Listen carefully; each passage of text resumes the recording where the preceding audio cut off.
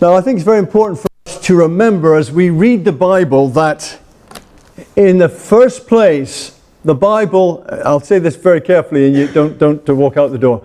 The Bible was not written to us in the first place. Clearly, this letter was not addressed to the church in Bo. It's addressed to the church in Thessalonica. So it was written first to them. Of course, the Bible is written for us, not directly to us, but it is for us. It's all for us. And actually, Paul uses this expression in Romans 4, where he says, these things are written for us. And so I think it's good for us to remember that in some ways, in many ways, we're in the same position as these early Christians. This is around the middle of the first century, around AD 50. So it's kind of early in terms of the letters of Paul, because that kind of start there. What was I saying? That though there are many similarities, and much we can and will learn from this, we need to remember that we are in some ways in a different position to them. Now, in what way are we in a different position to those first believers in Thessalonica and in Corinth and in all of those other letters? Well, this is the difference. We have the entire Word of God, the complete Word of God in the Bible. They did not. They had the letter to this letter, obviously, at this point, that would have been read to the entire church. They might have had fragments of the Old Testament, perhaps fragments of a gospel, possibly, probably not.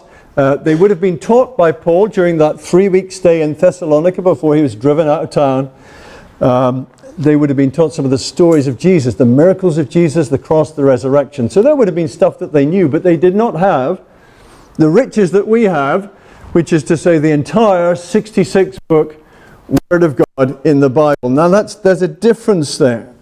They were in a time that we are not in. They were in a time when prophecies or revelations or words from God about the gospel, filling out the gospel, the message of the good news, was still incoming. They were still coming in. They were still coming through to the church, to the Christians.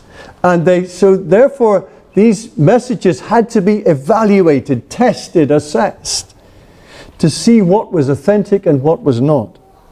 What was truly the apostles' teaching, you remember that expression from Acts perhaps, the apostles' teaching, like what we get from Paul and Peter and James and John. And what was not? What was spurious? What was false? What was fake? They had to do that, and they did it for us. And we're so grateful that they did. We need to remember that, don't we? That they were in that position, and we're not. We have the end product in our hands. We have the complete Bible.